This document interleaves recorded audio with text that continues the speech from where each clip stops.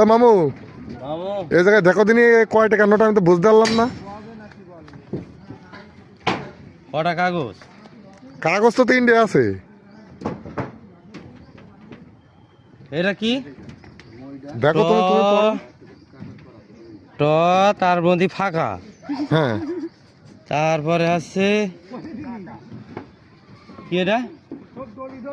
মনোযোগ সহকারে দেখো, আমি না বুঝতে পারলে তোমার কাছে আসতাম। এক, তারপর ফাঁকা, হ্যাঁ, তারপর আছে দুটো গুল্লা, গুল্লা। তার মানে এক, এই না ট